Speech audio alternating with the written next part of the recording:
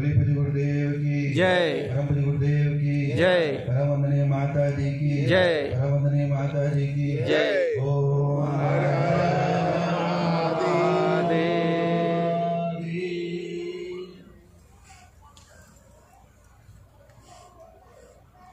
सब गुरुदेव और माता जी के आशीर्वाद से, उनकी कृपा से हम सब शेष साधक शिष्य यमुनोत्री के इस पवित्र धाम पर पूर्ण रूप से उनकी पूजा अर्चना, तपस्या, ध्यान, क्रिया तत्वों को प्राप्त करने के लिए इस स्थान पर उपस्थित हुए हैं, उद्यत हुए हैं। और यह हमारे ऊपर सदगुरु की क्रिया है, कृपा है, आशीर्वाद है कि हम उनके आशीर्वाद से यहाँ पहुँचे हैं। और जीवन का, क्योंकि यहाँ माँ यमुनोत्री का धाम है, वे यम और सूर्य, यम और शनि की बहन है और सूर्य की पुत्री हैं। और उस धाम पर एक आशीर्वाद लेकर स्नान कर कर यह प्रचलित है कि उस मनुष्य को यमलोक नहीं जाना पड़ता है। और चिंतन इस बात का है कि हम इस क्रिया के माध्यम से अपने अंदर क्या प्राप्त करना चाहते हैं। हम इस तीर्थांश का किस प्रकार से, जहाँ हजारों मंत्र जाप हुई, पूजा हुई, अर्चना हुई, ध्यान हुआ है, सिद्धियाँ हुई है, योगी तपस्वी ने यह ध्यान किया है, जो यहाँ पर उन्होंने अपने मुख से मंत्रों का उच्चारण किया है, स्वयं इस भूमि में बैठकर जो साधना तपस्या की है। क्योंकि शब्द जो होते हैं वे एक प्रकार से एक पहाड़ होते हैं, वह एक शक्ति होती है। और वह शक्ति जब एक तपस्वी योगी के मुख से निकलती है, एक श्रेष्ठ ऋषि के मुख से निकलती है, तो उस पहाड़ की, उस शब्दों की शक्ति को सृष्टि भी समाप्त नहीं कर सकती है, उस काल भी समाप्त नहीं कर सकता है, और समय भी उस शब्दों की वाणी को समाप्त नहीं कर सकता है। क्योंकि उसमें एक तेजस्विता होती है, उसमें एक ज्ञान होता है, और वह अमर होती है हजारों लाखों वर्षों तक। और उस वाणी का उद्पात करने के लिए, उस वाणी को सुनने के लिए, उस चेतना को प्राप्त करने के लिए, उस ज्ञान तत्व को अंदर समेटने के लिए समय समय पर लाखों लोग समय अनुसार आते हैं, दर्शन का लाभ लेते हैं, पूजा अर्चना करते हैं और अपने जीवन का वह आनंद प्राप्त करते हैं यहाँ आकर। लेकिन तथ्य यह है कि, चिंतन यह है कि हम अपने आप में जब तक तपस्वी नहीं बनेंगे, योग्य नहीं बनेंगे, सार्थक नहीं बनेंगे, क्रियावान नहीं बनेंगे, शिष्य नहीं बनेंगे, साधक नहीं बनेंगे, तब तक उस शक्ति को प्राप्त करने के लिए हम अधिकारी नहीं बन सकेंगे।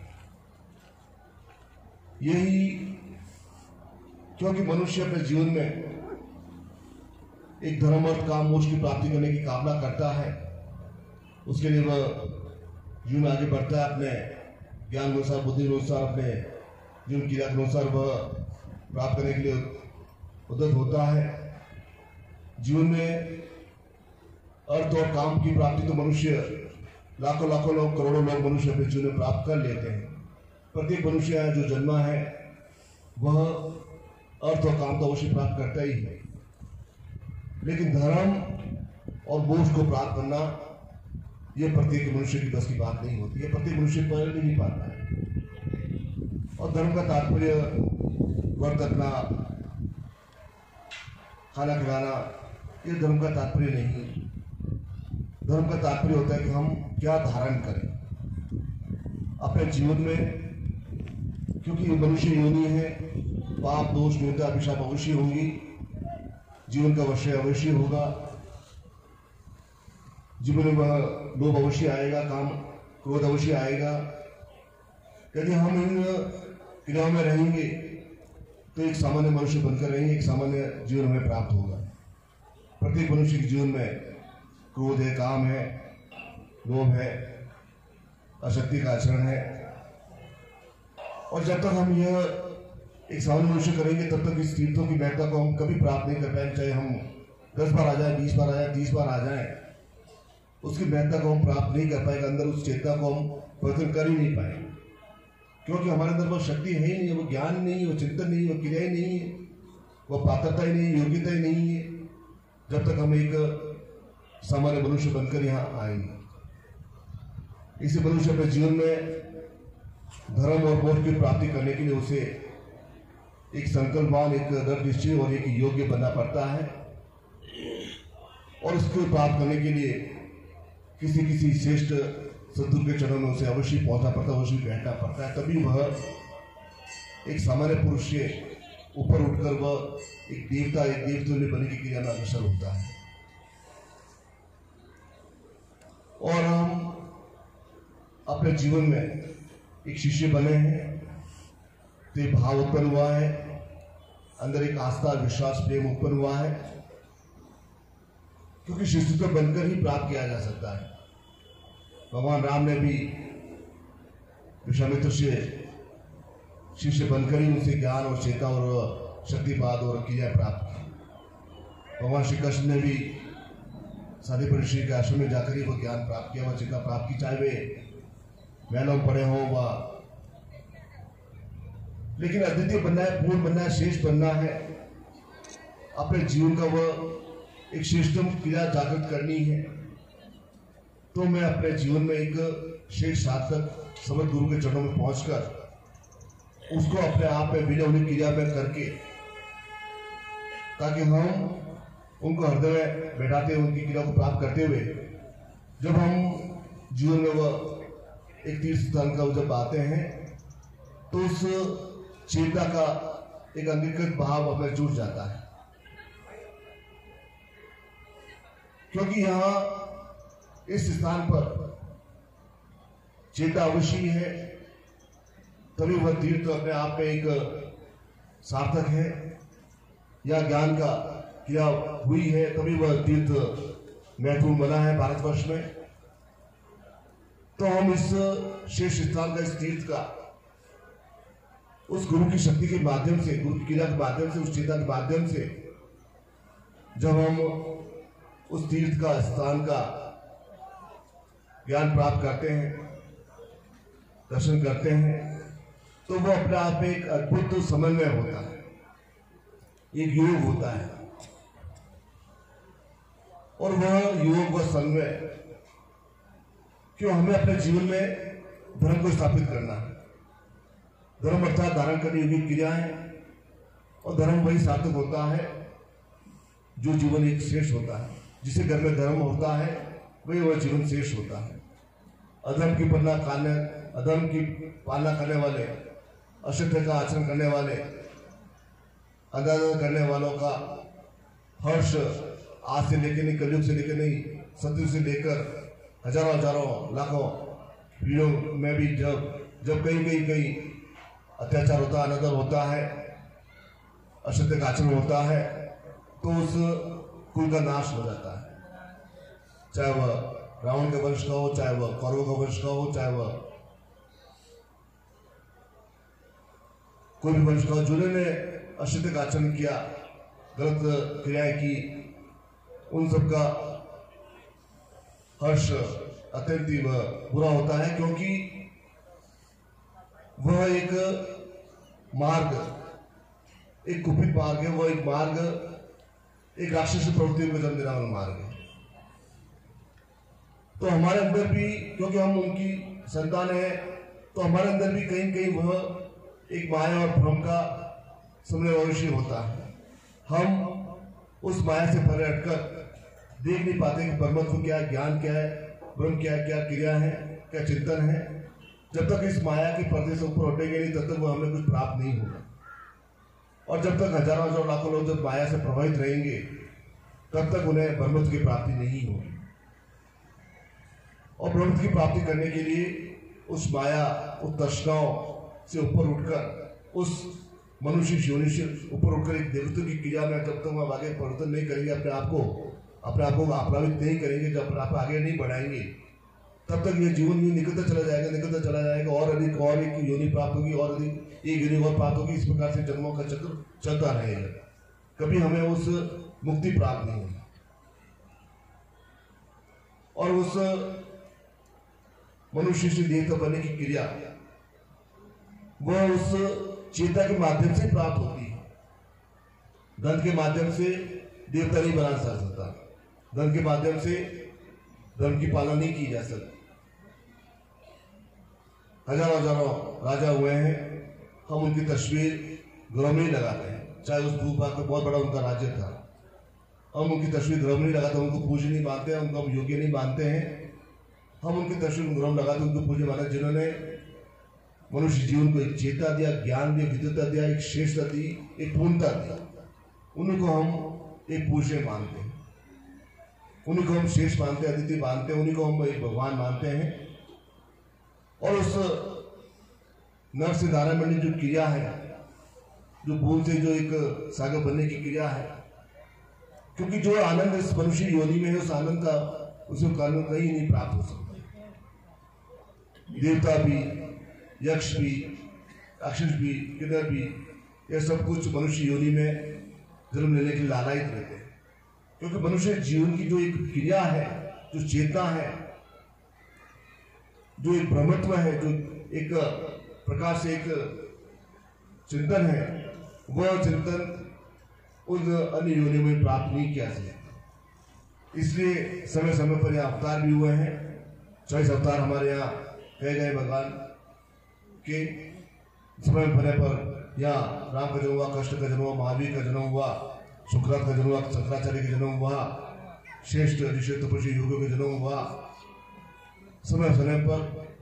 क्योंकि यह धरती एक अलग धरती अपने आप में एक श्रेष्ठ भूभाग है, धरती है, जहाँ प्रत्येक ऋतु का आनंद मिलता है। यहाँ हमारे यहाँ आध्यात्मिक चेतना अत्यंत ही बलवती है। जहाँ हमारे जीवन में आध्यात्मिक रहेगा, हम वहाँ एक आनंद से रह पाएंगे। और जहाँ आध्यात्मिक नहीं है, जहाँ धर्म नहीं है, वहाँ मनुष्य एक यंत्र के समान बन जाता है, क्योंकि वह एक इकोसिस्टम वैसा नहीं बन पाता। इसी पाश्चात्य देशों में प्रत्येक मनुष्य अपने आप में व्यतीत है, क्योंकि कल्पित है, क्योंकि वह अपने आप में एक अकेला है, अपने आप में वह एक प्रकार से एक मशीन बन गया है। वह अपने आप एक मनुष्य जीवन लेकर, क्योंकि उसके जीवन में इकोसिस्टम आता है, उसके जीवन में कोई शेष परिवार नहीं है, शेष उसे ज्ञान देने वाला नहीं है, शेष उसके सुरक्षा रक्षा क्रिया करने के लिए, उसे जत्थु देने के लिए उसके पास ऐसा कुछ है ही नहीं। इसलिए पाश्चात्य देशों में एक वहाँ चमक है, लेकिन वह चमक सिर्फ मुख दिखाई देती है, कपड़े दिखाई देती है, अंदर से पूरी प्रकार से टूटे हुए, क्योंकि उनके जीवन में एक आध्यात्मिकता नहीं है।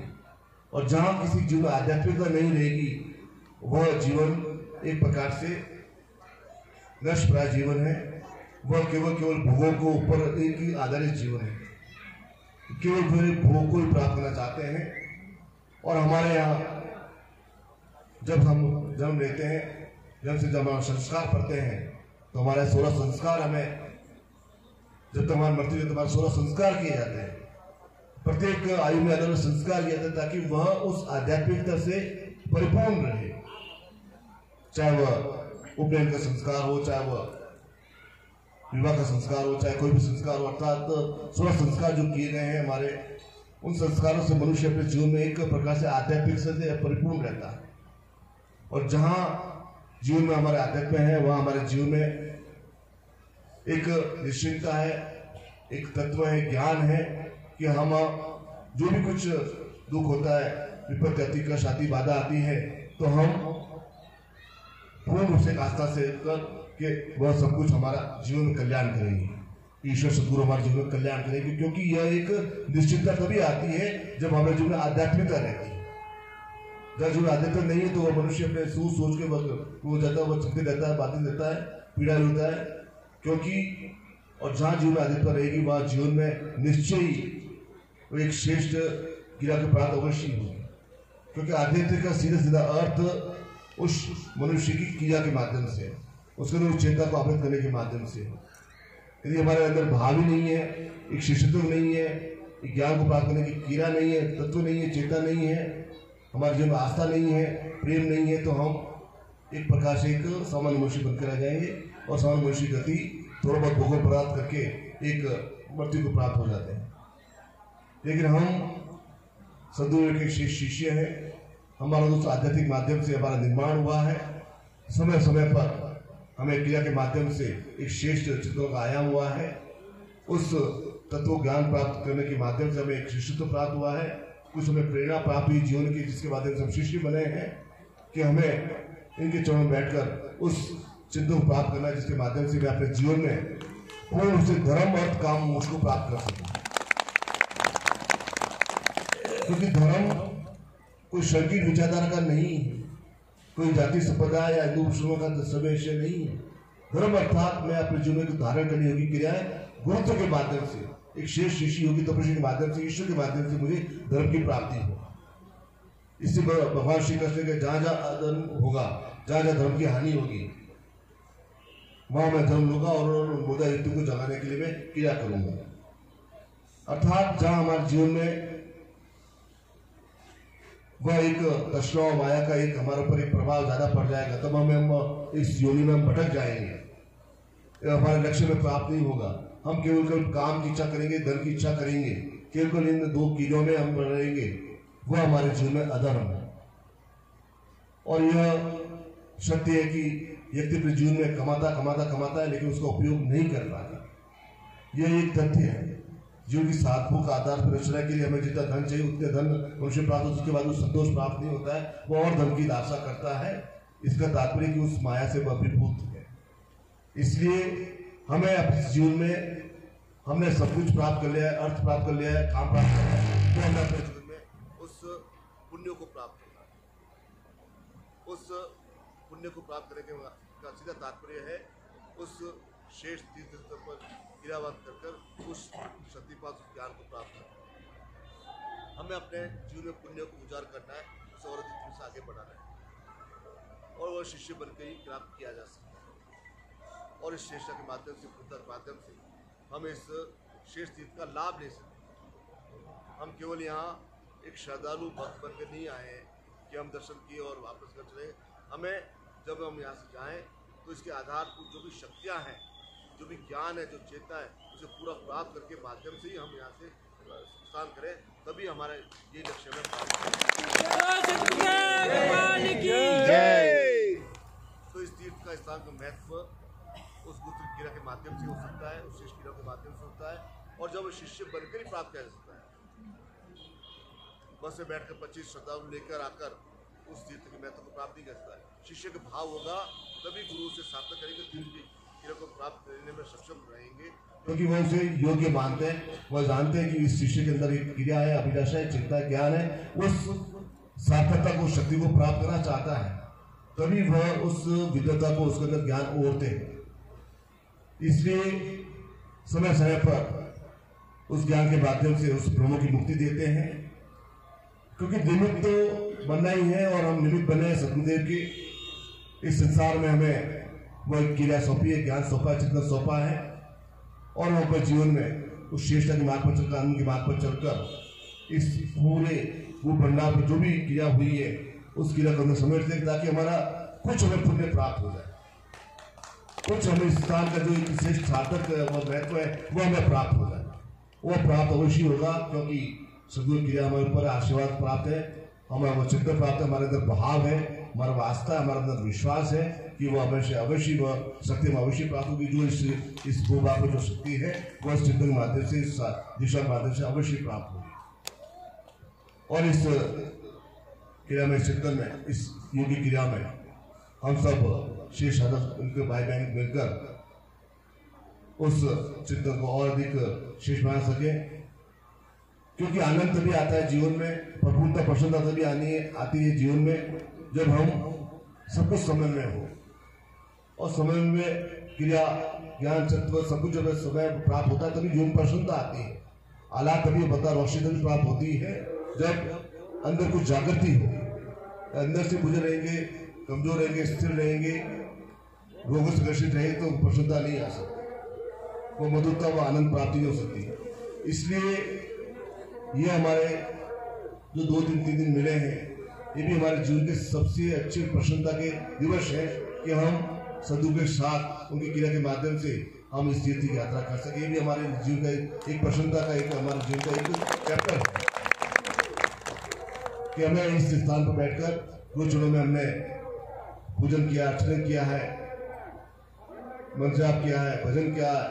तो ये भी हमारे जीवन के सो एक क्षण है, महत्वपूर्ण है, हमारे जीवन के प्रसन्नता की क्रिया के दिवस है हमारे। तो इन 2 दिवसों पर हम पूरे इस स्थान का आनंद ले सके, हम अपने स्वयं में ताजगी महसूस करें, स्वयं में आपको जागृति कर सके।